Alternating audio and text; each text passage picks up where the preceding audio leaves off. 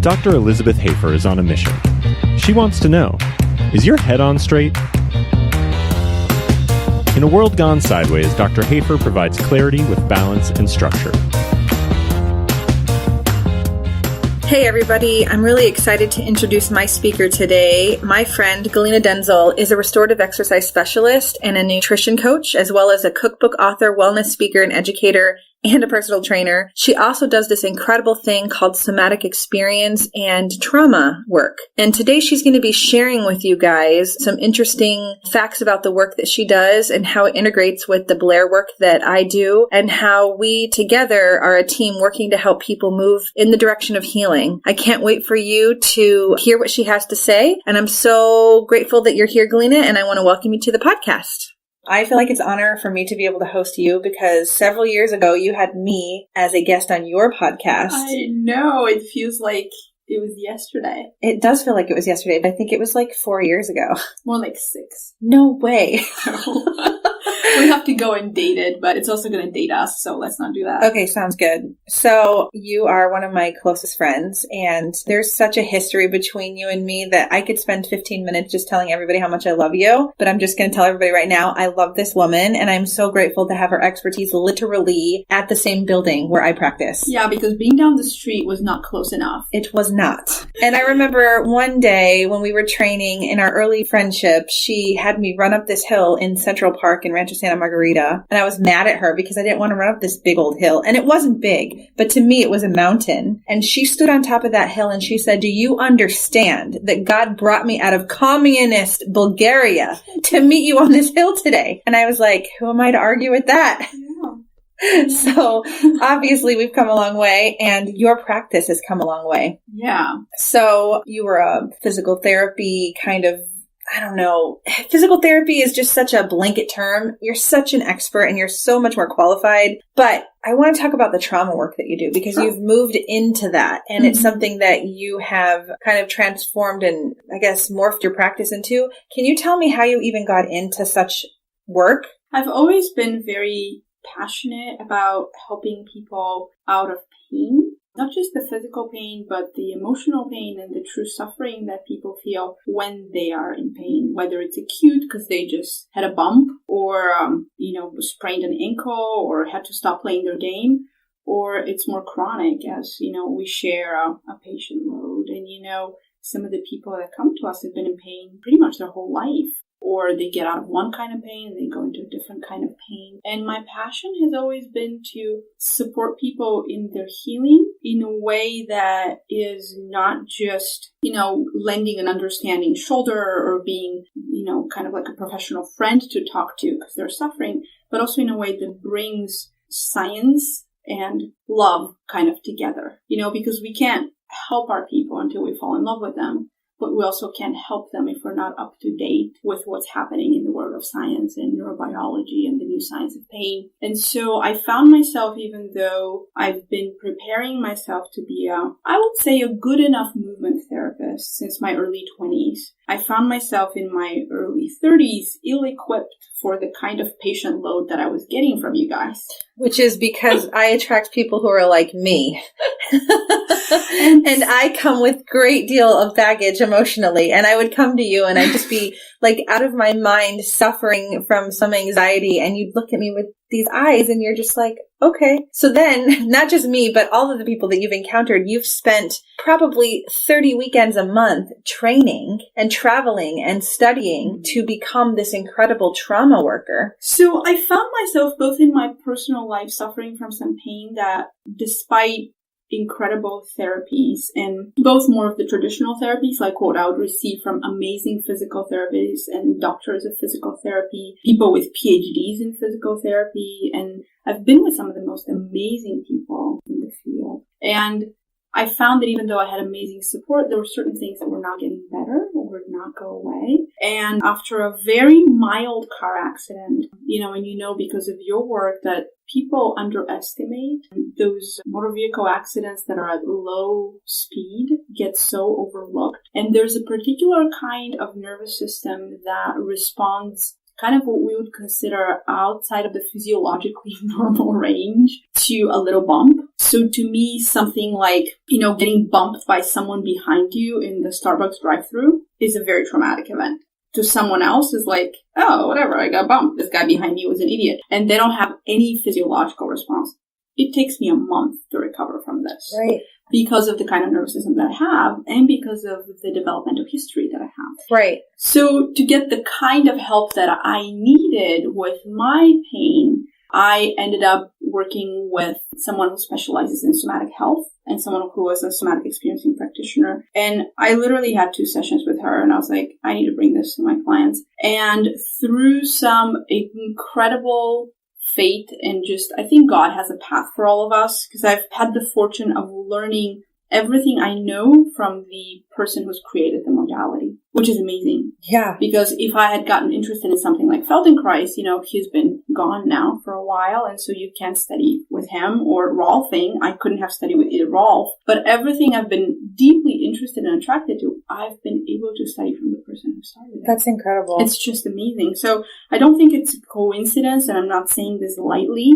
So I think it was probably a week after I started my own somatic therapy that I was like, I need to get interested in how to get more training. And so, but I was like, I have this tendency, those of you listening who know me know how excited I am about life. And so I have this tendency to jump into things before doing a lot of research. So by that time I was starting to get a little bit healthier and I was like, okay, I can actually take my time with this. So I read 2 of Peter Levine's books, and Peter Levine is the person who created somatic experiencing, started with it about 40 years ago, and has trained tens of thousands of people by now, which is kind of amazing. There's a lot of us out there. And I found my way, myself crying through all these books. And for the first time in my life, feeling like I wasn't crazy on the inside. And I think you had a similar response when you were reading Bessel van der Kolk's The Body Keeps the Score. You were like, oh, like all these things, we're going to call them symptoms or behaviors that I'm experiencing, they're normal. Right. And they're normal when you look at them in the light of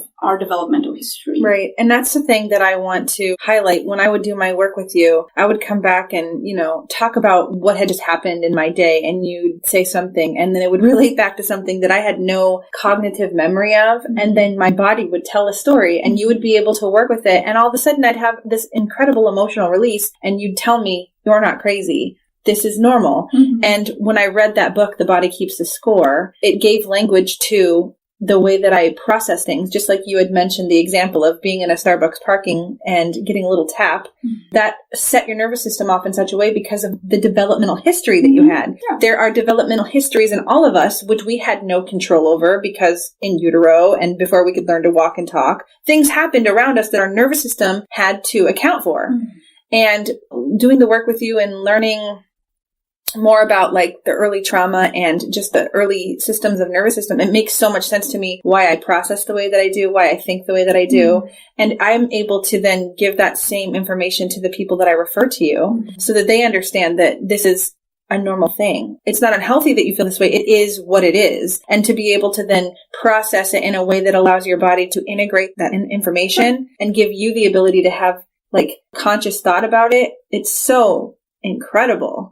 And when you have firsthand experience of it, you can see it easily in others. So someone who looked like they have been fired by 15 chiropractors and 20 physical therapists, now you have tremendous compassion for the fact that that person's physiology is not equipped to handle I'm going to call them the cookie cutter approaches that we have, or that the system that we're within, the medical system within which we function, has approved. And that approval can be coming because of administrative or financial or legal or whatever other considerations that have absolutely nothing to do with how human beings actually function. Right. I know we've had that fight when I refer a client to you that was in a car accident. And then, we have to produce all these med legal documents that show that they were injured, show that they've made improvements, and that they still have issue.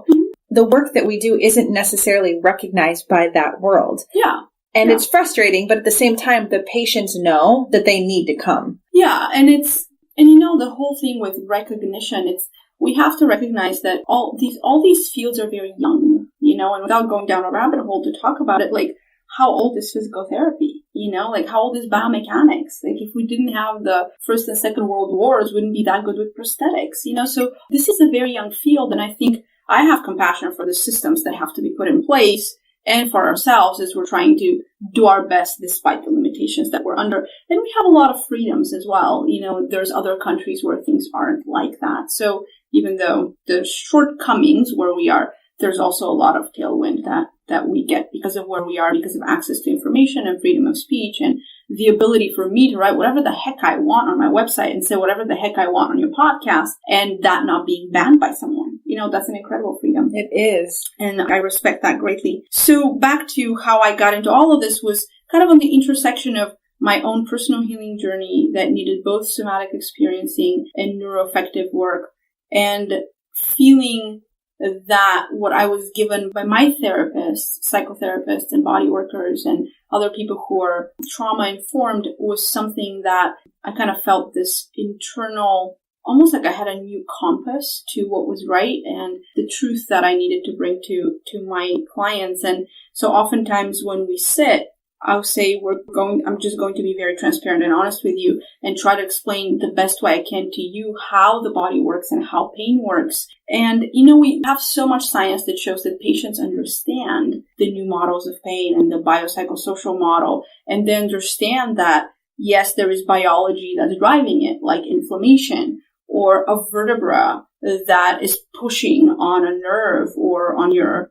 brainstem as it is in your work. They understand the biology. They understand that when you eat an irritating food, that's going to create cramps in your belly. Like it's clear that there's often a biological cause to pain. But then there's psychoemotional causes, like your mother-in-law coming over. And what do we see around the holidays? Like tremendous changes in symptoms, right? Mm-hmm. Like neck pain that hasn't been there is now back. Right. And then there's the social things like loneliness, things like work satisfaction. How are things going on at home? Like, do you have a son who has a chronic illness? Like all of these things matter in how your body is going to manifest these pain symptoms. And people get it. They just don't know what the heck to do about it. And so then we need people who are skilled in doing the work that I do, that you do, that many of the brave professionals are doing in this kind of matrix that we have formed in our networks where we can do the work effectively and we can do it somewhat quick. Right. Because I think when someone comes to me who has been in physical therapy for 8 months and their physical therapist didn't go, hey, we're not seeing a shift in symptoms here. Let me see who I can bring on board to help us. Let's get another set of eyes here. Right. When we don't have a patient and client focused work and we're living in this still ego-driven because we're humans, like kind of like the pulling the rug your way, we're not serving people well, and we should be really honest with ourselves. And with the internet, it's gotten so funky because everybody's showing their great success stories, and there's all these modalities that are like, oh, I did this and I did that. And in chiropractic, there's all these internet chiropractors that have like YouTube followings, and they're showing how they're fixing this and fixing that, and that creates an unrealistic idea of what it really looks like, because healing doesn't look like that. And for chronic pain, if you have pain that's been going on for more than 3 months, it absolutely doesn't look like that because now the brain's involved. I hear you. And I guess that's interesting because obviously one of the reasons why I have this podcast is so people can know about the benefits of having a Blair upper cervical chiropractic adjustment. And of course, I'm going to bring on success stories that, hey, my low back pain got better. My psychological pain got better. Sure. My neck pain got better. But every time I produce an episode with the success, then that is an expectation that somebody listening who has neck pain, that has had neck surgery and it failed, I'm going to be their answer. And it isn't that simple. Obviously, I always say structure dictates function. So having an intact nervous system and having a spine that's structurally intact is going to be a good, solid foundation to start from. Mm-hmm. But I am not the answer to all of your ailments. I know that I'm a component to it. And that's why I so heavily refer to you, because most of the people that I come into contact with, as soon as I do their trauma history, I recognize very quickly that it's more than just your back pain. Mm-hmm. And that there were 100 or 50 things that may have caused that back pain to happen that I think you could integrate with me and co-treat with me. So what do you know from some of the people that I've referred? How do you know that they're making improvement? Like, how do you know that, like, oh, they're intact neurologically, and then I take them? What is your signposts that say, yes, they're making an improvement with their care? Well, so it depends on what we're working on, but people want to see their symptoms lessening. sometimes in more complex cases, if chronic pain has been going on for a long time and if there's a lot of developmental trauma, even the symptom changing is a huge shift. There's a way in which if you've had a lot of early interruptions, and guys, when we say early trauma, don't imagine like abusive homes and alcoholic parents. That can definitely be it. But that's what people imagine when they hear trauma. Anything that was an overwhelming event to the little system that didn't have enough support to get processed. So it can be living in a home with 4 other siblings where you didn't get enough care. It can be having a mom or a dad who is ill, or missing your primary caregivers and, being neglected by someone, or just not having what would have been ideal in some way. And also early medical trauma, birth trauma, hospitalizations, anytime that the little one has been away from parents can get recorded as traumatic. Any sort of anesthesia, very high fevers, things that falls for little kids, a lot of falls off swings, slides, concussions in sports, falls on the sacrum, which now, we know that impact to the sacrum is almost like traumatic brain injury. It's very complex, wow. Right? So there can be a lot of these things that we consider minor or normal for little kids that can be recorded as trauma, especially if epigenetically downwhere somewhere on the ancestral line, there's, history of people being refugees, or there's been wars, or there's a lot of studies being done by Yehuda on children of Holocaust survivors. So we have all this data that shows that what you bring to life, you bring as soon as you come out of the womb. You already have predispositions to record things that someone else wouldn't record as trauma. Trauma doesn't make you weak, but it puts like a little check there to maybe bring more compassion to those challenges that you have. So we want to see a symptom lessening, or we want to see a symptom shifting, or we want to see, things like, I used to have a migraine every day and now I have a migraine once a week. That's a shift in symptoms. So we want to see something that is meaningful to that person. We want to see somebody who was isolating and not going out, starting to go out. Right. We want somebody who is afraid to play with their grandkids, play with their grandkids. I know for me, the way that I knew that I was making progress is that I was able to confront situations that were once utterly terrifying to me. Mm-hmm. Like, I would never go and confront somebody that said something to me in a way where I felt like it was going to affect, certain aspects of my life. Mm-hmm. And I was finally able to, without fear, without reservation, say that was unacceptable and it hurt me. And this is how I feel about what you said or did. Mm-hmm. And it didn't even matter if they apologized or not. It was just simply the ability to do that act. Mm-hmm. I felt like, oh my God, a whole new life has opened up for me because I was so afraid of the consequence of me speaking what my truth was. Mm-hmm. And I told you one day I came and I said, this is what happened. This is what I did. And you said, I'm proud of you. You're healing. Yeah. And I was like, holy cow. And it's not like there was like, it wasn't like one day I woke up and said, today I'm going to be strong. I just did it. Yeah. And so that was profound to me. And recently I was a part of this incredible group that you do every other Monday night with different people that come in, and we sit around and we learn different techniques on how to, check in with our body or notice like what's going on outside or focus on something. And we learn all these techniques that you are training us. And over the holidays, I realized I don't think I even need to come to the group anymore because I've done such good work that I think I don't have to be there every other Monday anymore. How cool is that? It's so cool. And what's it like for you to feel that? It feels empowering. Mm-hmm. And knowing, because you've known me for like 7-8 years now, and to know like where I've come from. And I thought that I was kind of put together back then. And the perspective we have. We all think that about, and then like 10 years from now, you're going to think that about today. Exactly. That's the coolest thing about being human. I know. To like have that reflection and that view from behind, being like, oh, well, that was funny that I thought that I was good then. And look at how far I've come. And the fact that you have a mind to want to continue to help people go along their path. So I know that I've had some amazing success with the trauma work that you've helped me with. And you've had an incredible time with all the different clients that you've worked with. But I know that we share a lot of clients, and I refer to them because your work essentially takes the structure and integration of the nervous system that I've provided through the Blair Chiropractic work, and then you run with it. And you also notice that when people aren't in alignment, the work maybe isn't as productive as it can be. So tell me like why you feel like Blair has been so efficient and so effective in helping your clients.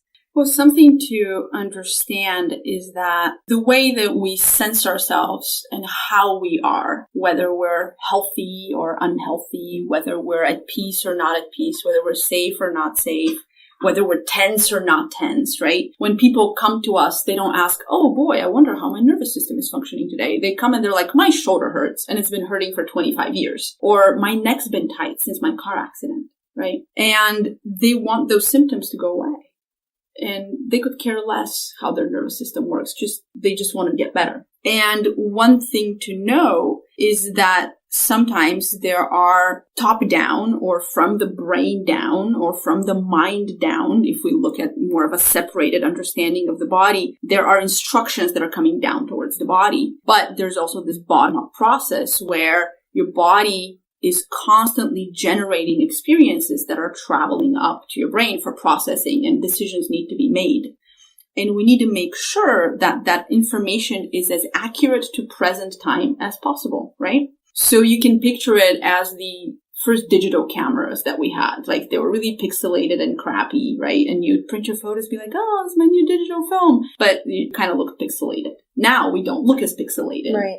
Because our cameras, even our phone cameras, have this incredible power and accuracy, right? And so if you print a picture off your phone, it actually looks good. Mm-hmm. So you're getting a lot more accurate information. And there's many ways in which the accuracy of that information can be influenced. So say that there's some information coming from my stomach or from my intestines or from my kidneys or from my ovaries up towards the brain. We want to make sure that it's traveling up pathways that are uninterrupted. Otherwise, that information might come up just like in the very early pixelated photos, and now my brain is acting or incomplete or inaccurate information. And you know that very well. Right. So what you do working in the cervical area is making sure that one of those really, really big interruptions isn't happening, because our brainstem is right where you work. And the brainstem is that part of the body that's also involved in regulating heart rate and breath rate and heart rate variability and our digestion and all of these very basic unconscious processes. And so what happens where the area that regulates all of these has a structural issue around it, right? Right. And so we want to make sure that the atlas and the axis and all the guys downstream from that are really in alignment, so that the very structures of the nervous system that we need to carry accurate information up towards the brain to make decisions, and then we can carry the decisions down and the regulations down are working, which is why people have such diverse and sometimes miraculous outcomes from a Blair adjustment, because God knows what your brain wasn't processing. You know, maybe it's a hormonal issue. Maybe it's depression. Maybe it's digestion. Maybe it's something around the function of your knee. And if you talk to all the feedback from patients, oftentimes they'll be like, you know what, I came from my shoulder still hurts, but my digestion's better, my sleep is better, and I'm not as anxious, and I'm calmer, and I'm happier. And that's why it's so important to educate people about the fact that the body is a complex system. And so each adjustment or each intervention, whether it's a Blair adjustment or acupuncture or whatever it is an invitation, or it's a question to the body. It's saying, here is this input. How are you going to organize it now? Right. And Blair allows that. It's almost like what I tell people, especially younger people that don't really want to know the science behind it because it's kind of boring and they just want to get better, is imagine that with Blair work, you have this garden hose and someone's just turned on the water. And there might still be kinks in the hose. We need to clean up, whether it's with somatic work or with movement work or with acupuncture or with nutrition. There's all these complementary therapies that can work together very well. Because if you're eating 2 meals at Starbucks, and nothing against Starbucks, but just like a quick meal somewhere that someone else prepared, and you're getting takeout for dinner, you don't have the appropriate materials to create healing in your body. Because as we're talking right now, our bodies are making cells, right? And so we need to make sure we have the right materials to rebuild and restructure the body. But it's so important to have an intact nervous system. And if somebody's not holding their adjustments, then we know that there's more going on and there's different other parts of the system that are pulling the rug or the tablecloth in their direction. And if you're running traumatic stress physiology, you're less likely to hold your adjustments. And we see that. You can see there's categories of people who get particular outcomes that are, your average athlete comes and gets adjusted and you're a genius. And the average person that's not an athlete, that's had 25 surgeries, won't think that you're a genius because there's other things happening in the system that also need to be in line. And that's why patient education is so important, that none of us is a magician, but the body is magical. Right. So we can come in and bring these invitations at the right time so that the body can come and self-organize. I love that because it's true. Blair Chiropractic is incredible, but it isn't the answer for everything ever. It is an important checkpoint. I will tell you that I want every single person to come in and get evaluated, and I'll be happy to see they don't need an adjustment. How often have I referred someone to you who didn't need an adjustment? Never. Right. So one thing to know is people oftentimes will be like, well, how come our ancestors didn't need chiropractic? Or my mom will say, well, tribesmen didn't need psychotherapy. Doy, right? But we lived in nature. Yes. We were a part of nature. We had tribes, and our tribes healed us. Right. And connection healed us. It's absolutely correct, because we live in a culture that, even though social media and everything supposedly gives us a sense of more connection, we're more isolated than ever before. Because connection has a heartbeat. I need to sit with you here and be in your field and feel that your heart rhythm is variable and feel that you're digesting your food. And when I can feel that and I can feel your breath at the rate that it is, I feel safe with you. So now I can breathe and I can digest my food, and, my heart can do its thing the way it's supposed to. And we can both feel safe and move towards healing. We need people and we need community. And we're people who are all searching for their tribe. And in our isolation, we can join as many Facebook groups as we like. And we know how Facebook groups sometimes are an amazing way to touch base between real, actual life connection, but nothing replaces live interaction. Live interaction is very healing. It's so true. And it's like that sense when you walk into a room and you can feel within yourself, your gut feeling, is this room accepting of me? Do I feel welcome? Is there something off? I mean, there's an energy sense, right? And that's your nervous system giving you a clue. So if you have a disconnect in your ability to have an intact nervous system because of a structural issue at the top of your neck, you're going to have a skewed view. And I know for me, that I lived with a lot of paranoia and I lived with a lot of anxiety because I misperceived my environment because my nervous system wasn't intact. And once I got that Blair correction, my head was literally on my body straight. And all of a sudden I could see that, okay, the girl in the corner who looked at me funny, it wasn't because she had an issue with me. It was because she just read a text message that she got really terrible news. And it wasn't about me at all. Right. And so having that sense of being able to fit into the community that you're in that moment is so vital. And I love that you teach this, that you practice it, that you help enact this sense in the body, because many people have I sent to you, and I don't even know how to describe you often. I literally just say you're a miracle worker, but I know that you do somatic work, and I know that you do movement work, and I know that you're doing trauma therapy and scar rehabilitation, and all of those things kind of add up to this incredible practice that you have where you physically, mentally, emotionally, spiritually can meet people where they are and take them from where they are and move them into a direction of healing. Well, healing wants to happen, and that's not something that I said. Someone else said this. I don't remember who. So if you're going to quote me, put it in double quotes. It's me quoting someone else. Healing wants to happen. It's like in craniosacral work, they talk about the physician on the inside of you, right? Who's doing the work. Yes. And our job is to get out of the way and try to intervene as little as possible and to support as much as possible, but also to create the environment that's going to allow the physician as much space to work as possible. And so when you adjust someone and you have them rest in the resting area, and I'm going between my studio and the kitchen and I see somebody on their phone, that's not creating an environment for healing right after you've been adjusted. But I think we are so disconnected from our environment that we don't even know. And so what I want to encourage everyone to know is that healing is possible and it is wanting to happen. And you just need to stay open and curious and excited that it wants to happen, because you don't want to put frustration and disappointment in the room. Right. Well, you know what, Galina, this has been a delightful conversation, and it just encourages me all the more to look for ways to allow people to get to know you, your work.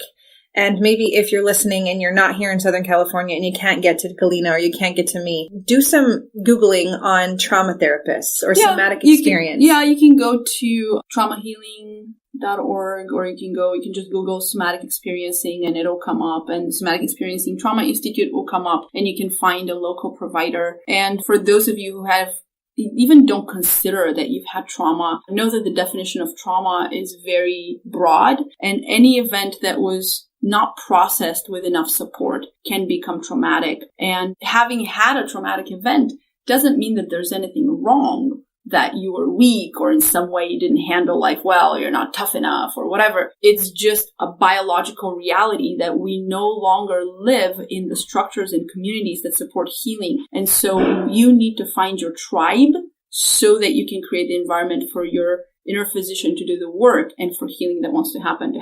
And I just want to encourage you to do that and to find your health tribe and to not give up if you don't find your people immediately. It takes a long time and lots of research, and find practitioners who are hearing you, who are listening to you, who are sharing up-to-date contemporary information, who are well-read, who give you resources so you can educate yourself. And do not look for someone to fix you, because no one can fix you. You are a miracle that can heal from the inside out. You do not need fixers. And if anybody tells you, oh, you have pain because of this, be very vigilant. Anytime anyone has a theory that they're very serious about and certain about, be very vigilant about that, because you're way more complex than somebody coming from the outside and giving you a miracle cure. That's not how we work. Agreed. Yeah. Galina, how can people find you? You can just come to movewellstudio.com, or you can go to galinadenzel.com, and both of them have all my information. And I'm here if